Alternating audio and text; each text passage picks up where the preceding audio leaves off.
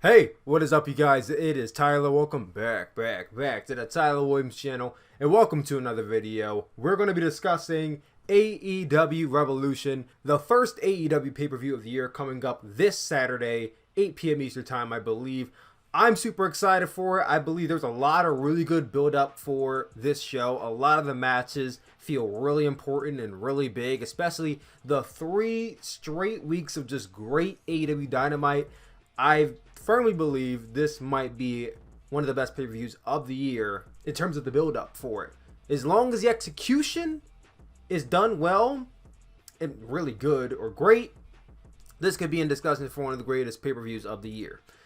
That being said, there's a lot to get into. There's 7 matches now added onto this show. Originally it was just like 4 or 5, but now we have 7 to talk about. And yeah, we're about to get straight into it. First things first, this coming Saturday, I do plan to live stream my reactions to AEW Revolution.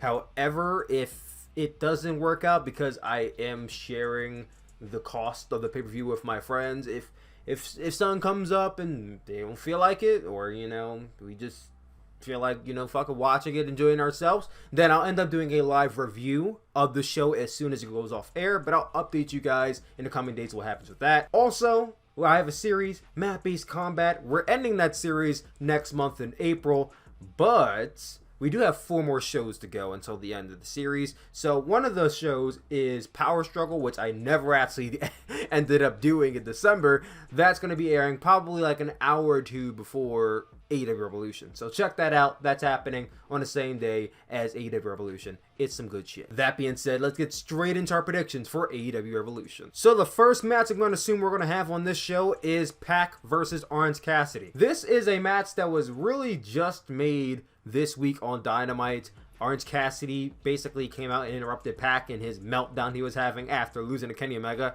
in that Iron Man match. They just stared each other down and Pac attacked them, and that's really all the build up to this match. This is probably one of the most thrown together matches on the show. It didn't need to happen, but hey, I'm happy it's happening because we're going to actually see Orange Cassidy wrestle. For many of you who may not know Orange Cassidy as an independent wrestler, this has been his gimmick for a long time. But when the glasses come off and he gets serious, the dude can throw down. He's actually a really good wrestler, and I can't wait to see that up against Pac, who arguably is one of the best talents that AEW has right now. I don't expect Orange Cassidy to beat Pac, and neither should any of you, so I think Pac's going to walk out of this match the winner. Next up, we have the AEW Women's Championship on the line as Nyla Rose defends her title against Chris Statlander. Chris Statlander has definitely been one of the women they've been building up a lot on AEW television. I think she's had already 1 title match that was kind of interrupted like back in January. She's had quite a few matches on Dynamite, and I will say not all of them have been really eye-catching to me. Sometimes I think she's a little bit too goofy to take seriously at times, but she is a good wrestler all in all. I hope we don't see too much of the cartwheels and boop and all that kind of stuff in the match against Nyla Rose. I like to think she's not going to take any of that shit, so we're going to see them actually go at each other. Should be really good. I'm going to go with Nyla Rose to retain the title. I don't see a scenario where Chris Statlander just beats Nyla Rose 2 weeks after she won the title. So I'm going to go with Nyla Rose to retain the AEW Women's World Championship. And hopefully get a bigger title, because the small title, I mean, it makes her look bigger, but I think long term it's just going to look weird. Next up, we have a singles match between Darby Allin and Sammy Guevara. This really kind of stems from the whole Chris Jericho and Jon Moxley Inner Circle kind of feud that Darby Allin kind of segued his way into. Now, mind you, we did have a Chris Jericho versus Darby Allin match in Philadelphia last year. It was the 3rd Dynamite for AEW. So that's kind of how Darby Allin is still a little bit intertwined with the Inner Circle. He's kind of started this little mini feud with Sammy Guevara, and now it's coming into Revolution. They've been doing the cue card thing, which has been pretty unique. I'm very much looking forward to this match. I think they're going to have some really good chemistry in the ring with each other. I'm going to go with Sammy Guevara to win this match. I don't get the sense that Darby's going to win coming out of it. Even though Darby is one of the most over wrestlers they have right now, I get the sense Sammy Guevara wins this match, so I'm going to go with Sammy G to win this match. Next up, we have another singles match between Jake Hager and Dustin Rhodes. This is the AEW debut of Jake Hager. He's been the bodyguard, the heavy for Chris Jericho since really AEW's inception, but has not wrestled at all. He's kind of just been the guy standing there making a straight face, you know. I think they've done a okay to good job with making Jake Hager look imposing. Against this match, Dustin Rhodes, I'll be honest, I'm not really all too keen and excited on this match. I mean, Dustin Rhodes, when he's going on, he's going on. He could put on some great matches. Let's go back to Cody versus Dustin Rhodes from last year. I thought it was the greatest match of 2019. He could put on some bangers. Jake Hager, though, I've never known Jake Hager to have like good matches. So I don't know how this is going to go. But in terms of who wins, I'm going to go with Jake Hager to win this match. I think we might have an Inner Circle dominant show. Let's put it that way. In the next match, we have the AEW World Tag Team Championships on the line as Kenny Omega and Hangman Page take on the Young Bucks. I'm really excited for this match. The build up to this match has been going on really for months now, with Kenny Omega and Hangman Page kind of having their, you know, disagreements, and Hangman Page feeling like the odd man now to the Elite, and at times not even feeling like he's part of the Elite. It just estranged and awkward at times. And like, I would say Hangman Page and Darby Allin are two of the most over guys in AEW right now in terms of singles competition. So I think there's something there with Hangman Page. Question is, we know the turn's coming. Do we have the turn happening at Revolution? I necessarily don't think it needs to happen at Revolution. I think you can extend this, because I think the end game here, and I think we all kind of suspect this, is we're getting Kenny Omega versus Hangman Page at AEW Double or Nothing 2. That's kind of what I'm getting at here. Revolution is in February, the end of February. We're getting into March after this. But AEW Double or Nothing is in May. So that's 3 months of TV to have to fill up with that feud. I don't think they really need to do the turn right this second. I think you have something with Paige. Just keep the ball rolling with it. I think you can always do, you know, accidental hitting someone else or your tag team partner spot or dissension. You could keep it going, but you don't have to do the turn right away. So I'm going to go with Kenny Omega and Hangman Page to win this match.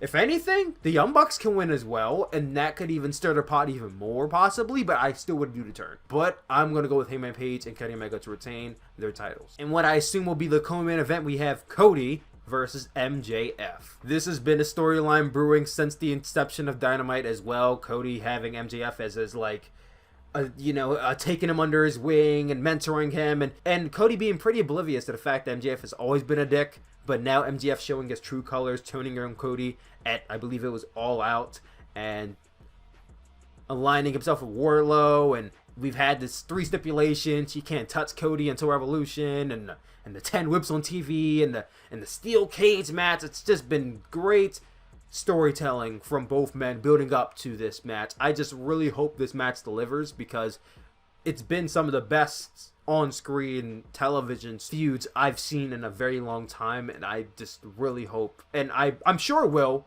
because Cody's just been doing everything and anything to make sure that his matches are must-see. So I'm sure it's going to be great. I think it could go either way with MJF or Cody, but I'm going to go with...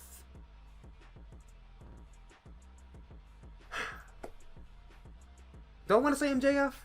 Because it's like Cody loses nothing if he loses this match. MJF might lose a little bit of steam if he loses, so I think I'm going to go with MJF to win this match. And then if they want to extend it out a little bit more, maybe blow off on Dynamite, they can do that, but I'm going to go with MJF to win this match here. And then in the main event of the evening, we have Chris Jericho versus Jon Moxley for the AEW World Championship. Jon Moxley still being one of the hottest adversaries AEW has right now. Many say that it is time to pull the trigger on Jon Moxley as champion. Some say that Chris Jericho should hold the title just a little bit longer, maybe hold it until Double or Nothing, have him drop it to Kenny Omega there, or this guy or that guy. I think either scenario can play out, but I side more towards Jon Moxley winning the title. And you guys know Chris Jericho is my all-time favorite. He's the GOAT in my opinion. He will always be the GOAT. I don't think we need a lengthy first title reign. This is the first AEW World Championship reign. It doesn't need to be a year long. It doesn't need to be 2 years long. It doesn't need to be 8 or 9 or 10 months long, honestly. I think whatever we're at now, he won it back in August to February. That's a good portion of a first title reign. I think now's the time to pull the trigger on Jon Moxley. I'm going to go with Jon Moxley to win and become the new AEW World Champion. And that is my predictions for AEW Revolution. What do you guys think? Comment down below. Let your boy know. I love you guys always, and I will see you all this Saturday for AEW Revolution. Peace out, guys. Hey, did you enjoy that clip? I know I did. Well, there's plenty of more where that came from. I stream on this very channel every Wednesday, 8 to 10 p.m. for my live reactions to WWE NXT and All Elite Wrestling Dynamite. For more clips like this, discussions about AEW, NXT, New Japan, and Stardom, subscribe to the Tyler-kun channel. Peace out, guys.